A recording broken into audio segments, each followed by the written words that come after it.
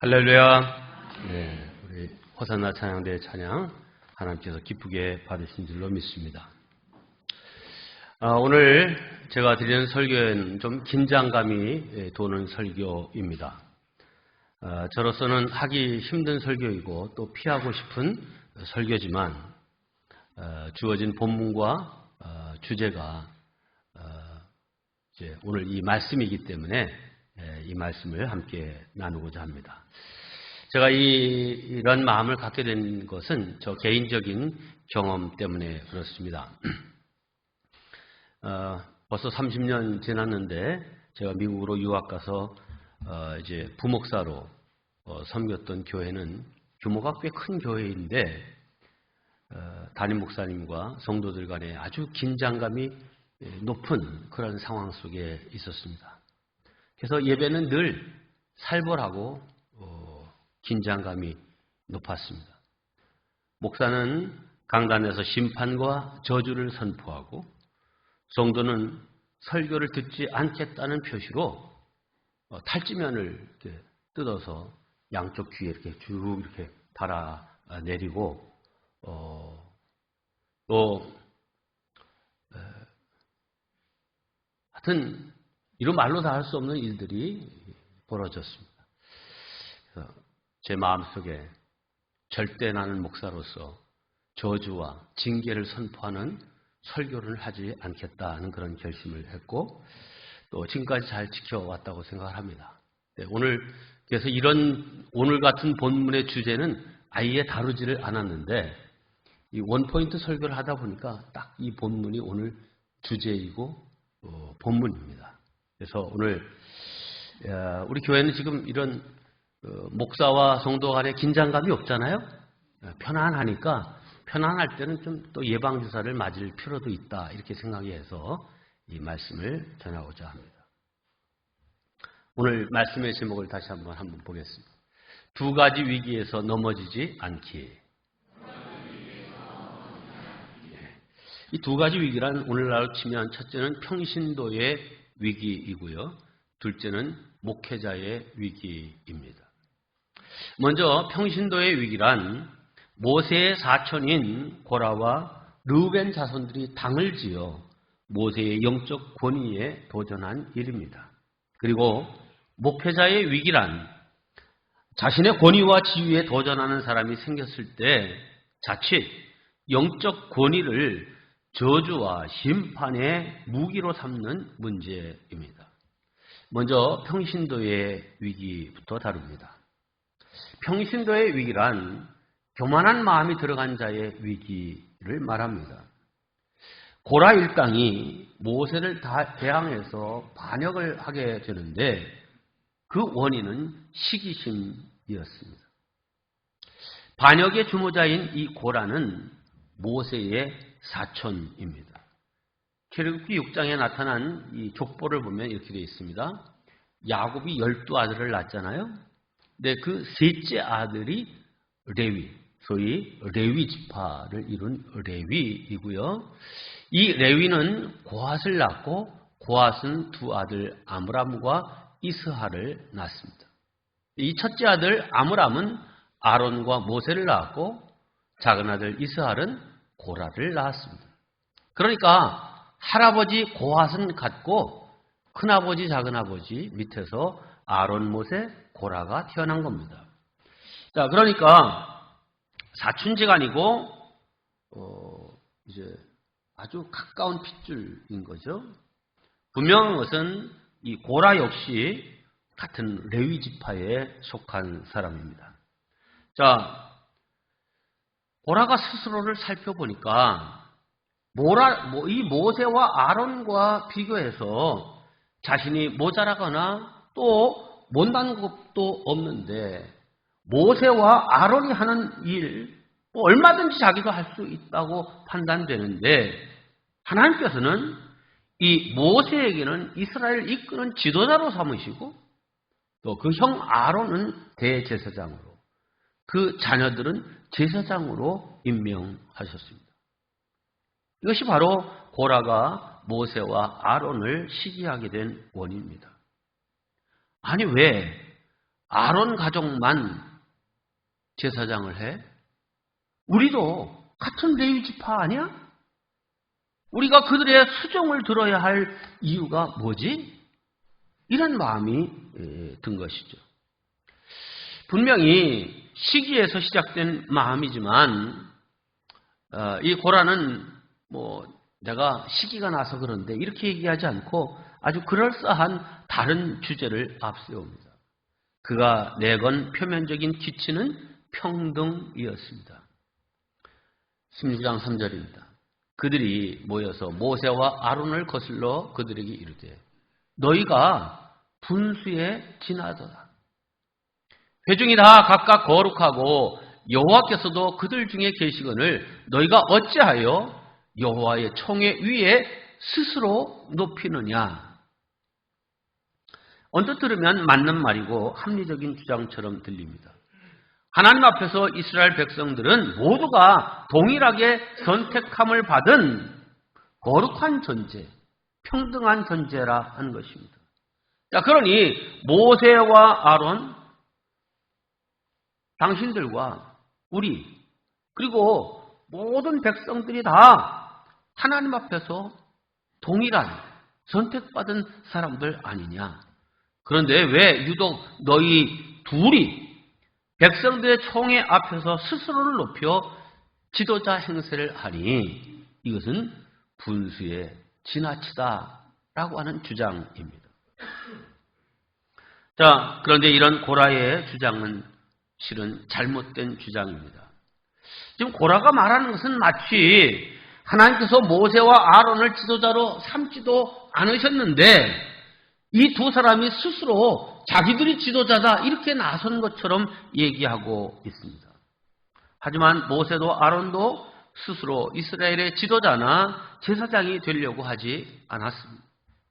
그들은 하나님이 맡기신 일에 순종하여 그 임무를 수행하고 있을 뿐입니다. 우리가 잘 알고 있듯이 모세는 하나님께서 이스라엘 백성들을 구원하시고자 사명을 주실 때에 끝까지 사양하죠.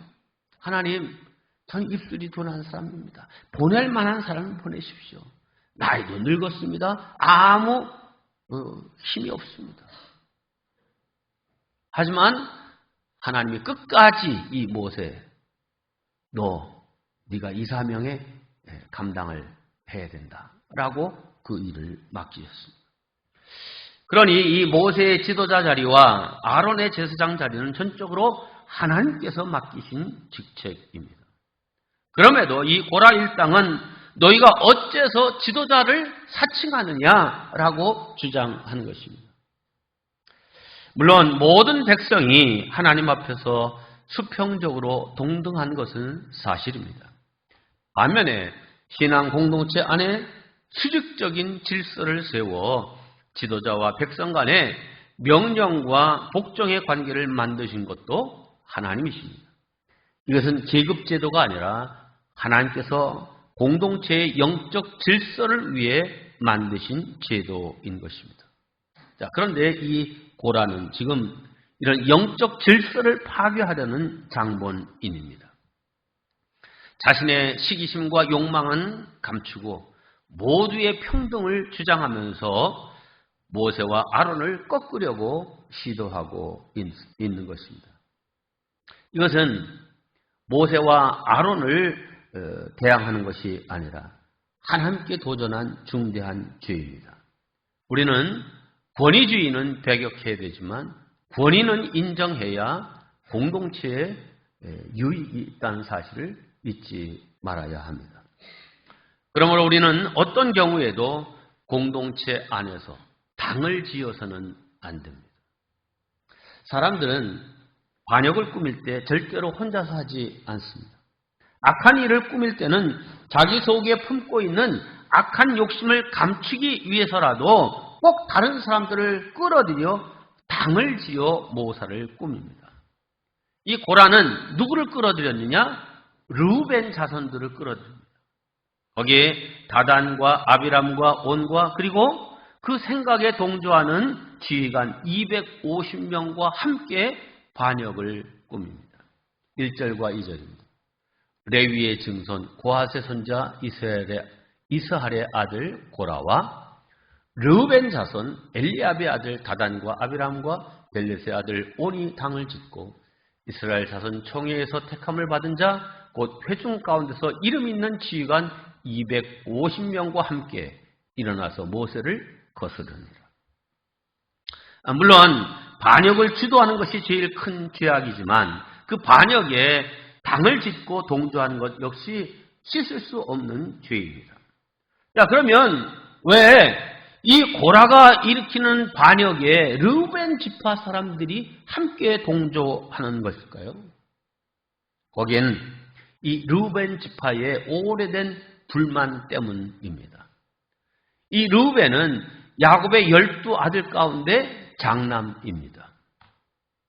그러니 이 르우벤 지파 사람들은 자신들이 장남 가족인 이 우리들이 다른 모든 형제들보다 모든 면에서 더 많이 누리고 앞서야 한다고 생각했습니다. 자, 그런데 실상 르우벤 자손은 르우벤 자신이 야곱이 마지막에 죽으면서 그 축복 기도를 하는데 르우벤은 축복 기도가 아니라 완전히 저주 기도를 받았죠. 그 결과인지 하여튼 이스라엘 그 12지파 가운데 이 르우벤 지파는 마다드의 지위를 누리는 것은 전혀 없고 다 형제들보다 뒤처져 있게 되었습니다. 행렬을 지어갈 때도 유다 지파 뒤에 서야 됐고요. 또 모든 면에서 밀리는 거예요. 자, 그러니 이 르우벤 지파의 입장에서 볼 때는 셋째 아들인 레위 지파의 그 아론과 모세가 정치적인 지도자, 종교적인 지도자 이 다 해먹으니 야 이거 어떻게 된 거냐? 이거 말이 안 된다라고 하는 불만을 가지고 있었던 거죠. 근데 마침 이런 불편한 심기에 고라가 불을 지핀 겁니다. 르우벤 지파는 이때다 싶어 모세와 아론에게 반기를 들었습니다. 또 하필 이 고라가 속해 있던 고핫 자손과 르우벤 자손은 이 회막을 중심으로 동서남북에 각각 세 지파씩 이제 그 천막을 치고 이제 진영을 꾸렸는데 이 고핫 자손과 르우벤 자손이 이웃해서 그 회막 남쪽에 이렇게 함께 진을 치고 있었기 때문에 가까운 이웃이니까 이런 일들을 의논하고 작당하고 꾸미는데 유리했을 겁니다. 자, 여기서 우리는 두 가지를 배워야 합니다. 첫째, 지도자에 대해서 불만을 가지면 결국은 당을 지을 수밖에 없게 된다는 사실이고요. 둘째, 신앙생활에서 내가 가까이 하는 사람이 누구인가가 대단히 중요하다는 사실입니다. 네, 우리 신앙생활이 행복하고 건강하고 편안하려고 하면 영적 지도자와 갈등이나 불만이 없어야 합니다. 누가 잘못했냐? 누가 먼저냐? 이거 따지지 않고 영적 지도자에 대해서 불만이 생기고 이 속에서 이렇게 뭔가 이렇게 끓어오르는 뭐가 있다고 하면 그를 입으로 발설해서 지도자에게 얘기하기보다는 하나님께 기도함으로 그 불만을 불태워야 합니다. 이 불만을 안고 신앙생활하면 자기 자신이 제일 손해를 보게 되어 있습니다. 이 기도로 불만을 태우고 하나님 제 마음을 정화시켜 주시고 제 마음을 안정시켜 주시고 평안케 하옵소서 기도해야죠.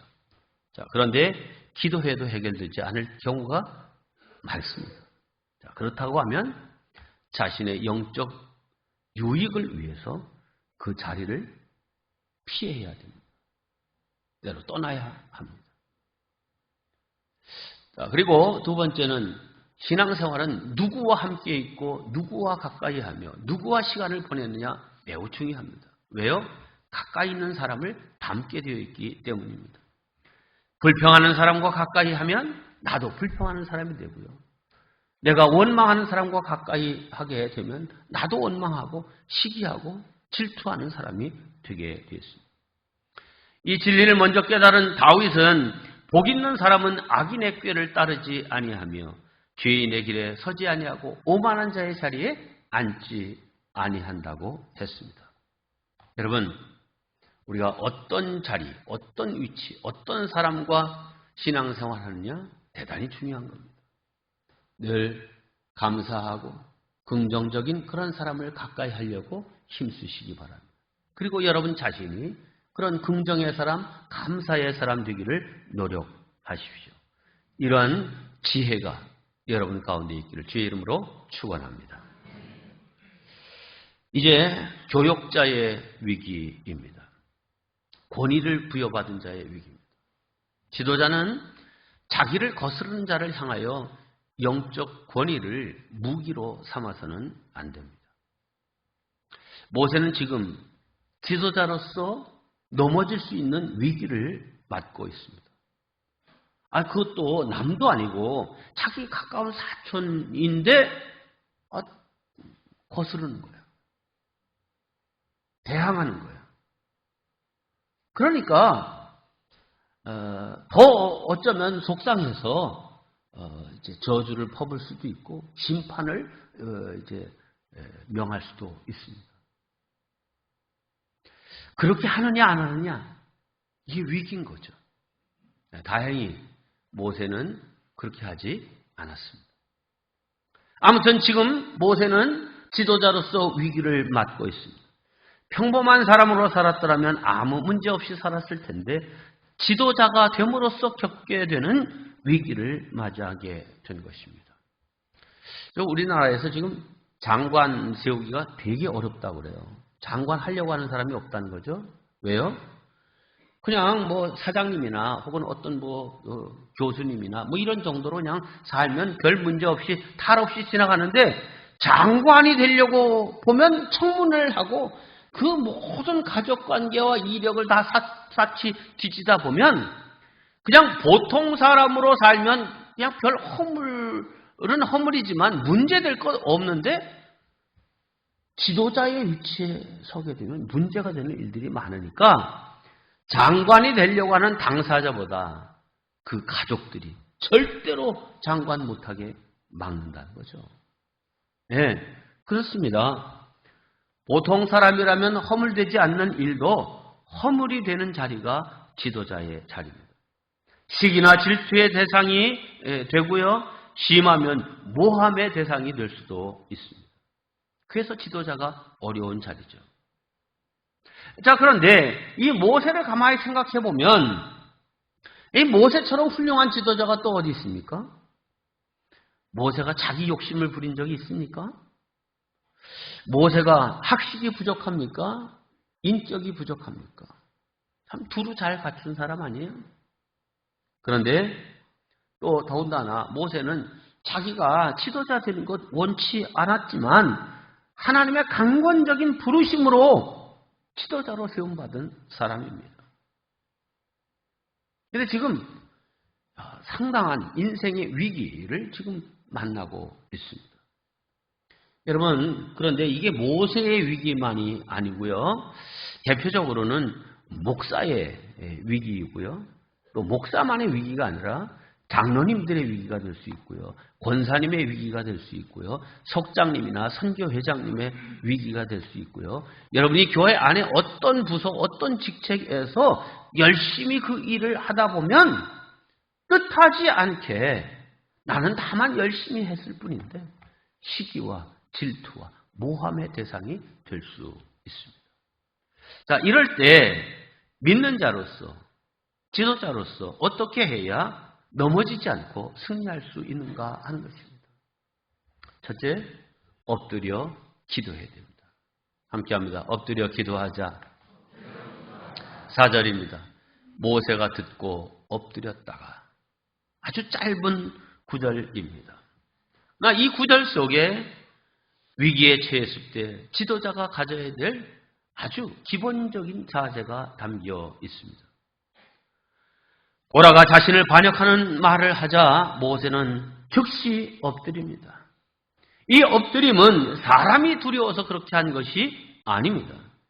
물론 모세라고 해서 어찌 두렵지 않겠습니까? 고라 혼자 찾아와서 지금 하는 얘기가 아닙니다. 르우벤 지파의 핵심적인 사람들, 그리고 그에 추종하는 250명의 지휘관급 되는 사람들이 함께 찾아와서 모세를 공박하고 있는 것입니다.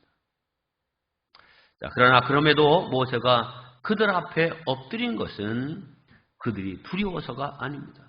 그들의 위세에 눌려서도 아닙니다. 모세는 기도하기 위해서 엎드린 것입니다. 그 짧은 순간 하나님의 음성을 먼저 듣는 일이 시급하다는 것을 알고 있었습니다. 황당하고 속상한 일이지만 감정으로 대하지 않았습니다. 다급한 일이지만 자기의 생각으로 판단하지 않았습니다. 무엇보다 먼저 하나님 앞에 무릎 꿇어 기도하는 일부터 시작한 것입니다. 그렇습니다. 위기를 만났을 때 지도자가 제일 먼저 해야 할 일은 엎드려 기도하는 일입니다.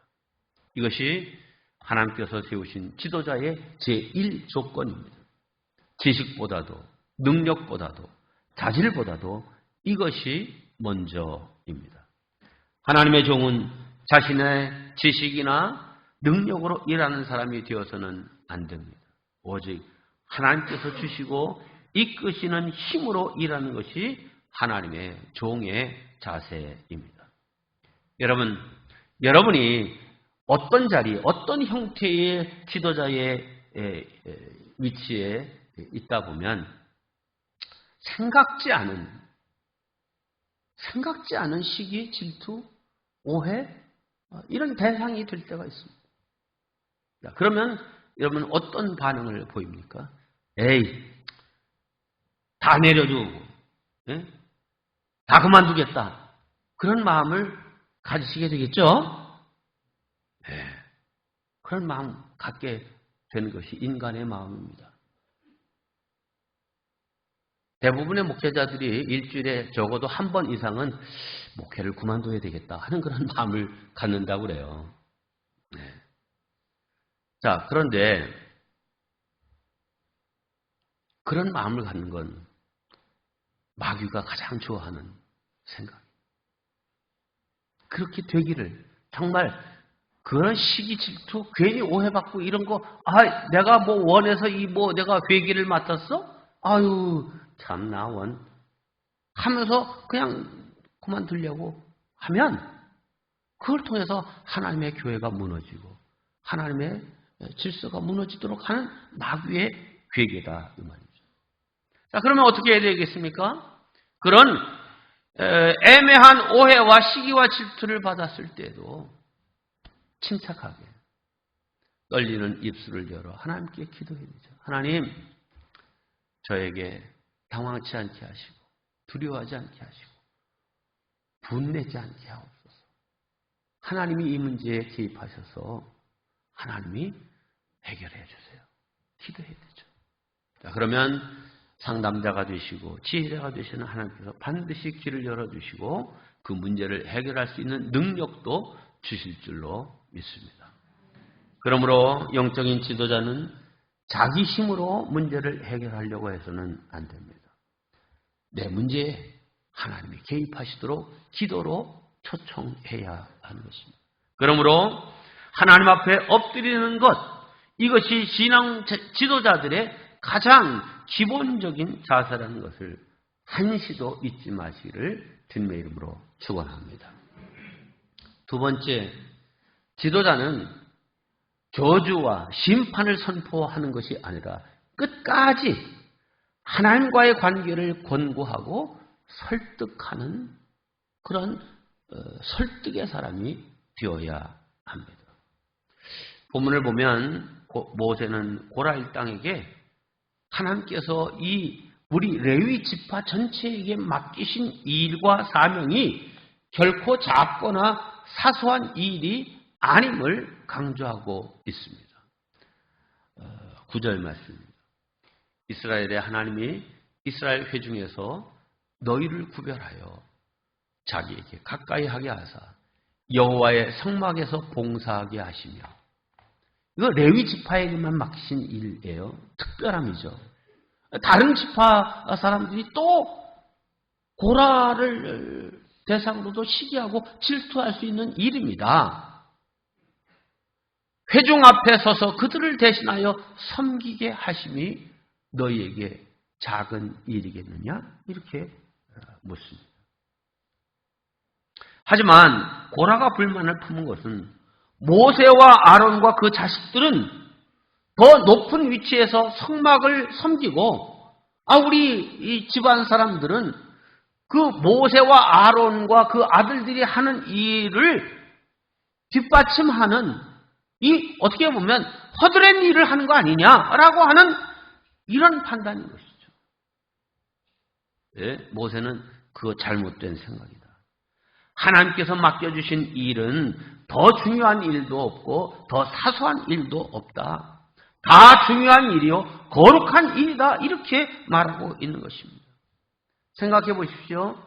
모세와 아론과 그 아들들이 이제 지도자로서 혹은 제사장으로서 그 사역을 감당할 때 제사장이 제사를 집례하지만 이 레위지파 사람들이 성막, 천막 아니에요? 옮길 때마다 그 천막을 다시 세워야 됩니다. 그리고 모든 집기들을 배치하고 그 집기가 제대로 작동하도록 모든 일들을 공급해야죠. 등대에는 올리브 기름을 부어 놓아야 되고요. 떡상에는 그 누룩 넣지 않은 진설병이 올려질 수 있도록 떡을 구워 올려. 이 모든 일들을 누가 하는 겁니까? 레위 사람들, 이 고핫 자손들이 하는 겁니다. 자, 그런데 너희들이 하는 일은 허드렛 일이고 지금 제사장이 하는 일만 귀한 일이고 거룩한 일이라 이렇게 판단하면 안 된다. 우리는 각각 하나님께서 맡기신 일의 사명자다라고 하는 이 마음을 가져야 된다고 설득합니다. 모세는 지금 이 문제를 아론과 모세와 이 고라라고 하는 이 개인적인 관계에 의해서 문제를 해결하려고 하지 않고 하나님과 우리, 하나님과 너의 관계 속에서 이제 이 문제를 생각하는 거예요. 하나님과의 관계가 올바르고 또 하나님과의 관계 속에서 각자 자신들에게 맡겨주신 그 사명과 직책의 자리를 잘 안다고 하면 너하고 나하고 이 일로 인해서 시기와 질투와 다툴 일이 없다. 이게 하나님과의 관계에서의 수직적인 관계에서 우리를 생각해야지 수평적인 관계에서 너와 내가 누가 더 높으냐 이런 관계로 따지면 안 된다라고 하는 것이 모세의 설득입니다. 네. 사랑하는 성도 여러분, 우리 모두 하나님께서 우리에게 맡겨주신 직임과 직책에 대해서 어떤 위치에 있든지 하나님과의 관계에서 생각할 줄 아는 지혜가 필요합니다. 그럼 목사님이니까 목사님이 지금 우리 교회에서 제일 높은 위치에 있으니까 그렇게 얘기하시죠. 이렇게 얘기하면 이 일이 풀리지 않습니다. 하나님이 우리 모두에게 각각 필요한 대로 주셨어요. 5달란트 맡긴 사람도 있고요. 2달란트 맡긴 사람도 있어요. 네, 우리 주님은 2달란트 받았던 사람에게도 5달란트 받았던 사람과 글자 하나, 토시 하나 틀리지 않게 똑같이 칭찬하셨다는 사실을 우리는 기억해야 될 줄로 믿습니다. 어떤 문제든지 신앙적으로 설득하고 해결할 줄 아는 하나님의 지혜가 있는 저와 여러분 되기를 바랍니다. 마지막으로 하나님은 고라 일당을 심판하심으로 모세의 권위를 지켜주셨습니다. 자, 설득했지만 설득이 통하지 않았습니다. 그러니까 모세가 어떻게 합니까? 자, 그러면 이 일이 하나님이 원하시는 바가 무엇인지 하나님이 판단하시도록 아론, 당신과 자녀들도 향로를 준비하고 지금 이 일에 반대하고 있는 250명을 비롯한 모든 사람들 다 각기 향로를 준비하죠. 그리고 하나님이 어떻게 응답하시는지 보자 하는 것입니다. 하나님이 직접 이 문제에 개입하셔서 해결해 주시기를 구하는 자세입니다. 그런데 결과가 어떻게 됐습니까? 첫째, 주동자들인 고라의 땅이 입을 열어 그들을 삼켜버립니다. 32절과 33절. 땅이 그 입을 열어 그들과 그의 집과 고라에게 속한 모든 사람과 그의 재물을 삼킴에 그들과 그의 모든 재물이 산채로 수월에 빠지며 땅이 그 위에 덮이니 그들이 회중 가운데서 망하니라. 250명 추정하는 사람들 어떻게 됐습니까? 여호와께로부터 불이 나와서 분향하는 250명을 불살랐더라. 참으로 무서운 일입니다. 자, 그러면 왜 성경에 이런 무서운 일을 기록하고 있습니까? 고린도전서 10장 11절입니다. 저희에게 당한 이런 일이 거울이 되고 또한 말세를 만난 우리의 경계로 기록하였느니라. 네. 우리가 잘 우리 마음에 새겨야 될 줄로 압니다. 그런데 우리가 마지막으로 잘 살펴봐야 할 또 하나의 일이 있습니다. 고라 일당이 다 멸망하는 가운데서도 하나님의 은혜를 입은 사람들이 있었다는 사실입니다. 오늘 본문만으로 보면 고라와 그 자손들과 그 사람들이 다 멸망당한 것처럼 보입니다. 그런데 민수기 26장을 가서 보면 그렇지 않습니다. 26장 10절로 11절입니다. 땅이 그 입을 벌려서 그 무리와 고라를 삼킴에 그들이 죽었고 당시에 불이 250명을 삼켜 징표가 되게 하였으나 고라의 아들들은 죽지 아니하였더라. 보면 상황을 보면 고라 아들들도 다 죽었을 거로 판단되는데 그렇지 않다는 거예요. 무슨 일이 있었던 겁니까? 모세가 하나님의 명령을 받아 이렇게 말합니다. 26절입니다. 모세가 회중에게 말하여되 이 악인들의 장막, 지금 반역을 도모하는 이 사람들의 장막에서 떠나고 그들의 물건은 아무것도 만지지 마라. 그들의 모든 회중에서 너희도 멸망할까 두려워한다. 이 반역하는 무리들의 집에서 다 나오고 다 떠나라. 그 주변에서 떠나라 이렇게 했어요.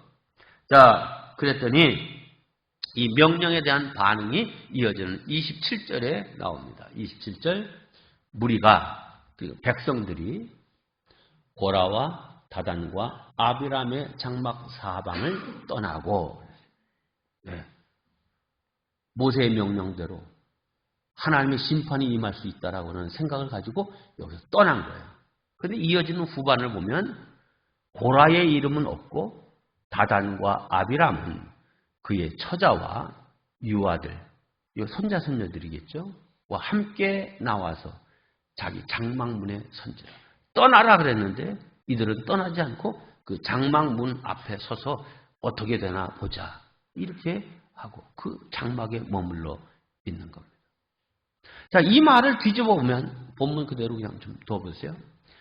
뒤에 다단과 아비람은 자기 처자와 손자 손녀들과 함께 그 장막에 머물러 있는데 여기에 누구 이름이 빠졌어요? 고라 이름이 빠진 거예요. 이 말을 뒤집어 보면 고라의 아내와 처자와 고라의 손자 손녀들은 그 집을 떠났다라고 이렇게 판단되는 구절입니다. 네.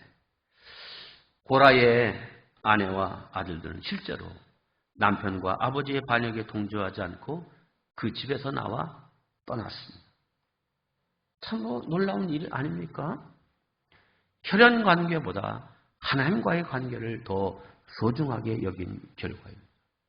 이로 말미암아 다단과 아비람과 그 모든 일가족들이 다 멸망당하는, 생매장당하는 형벌을 받았지만 고라의 처자는 무사했습니다.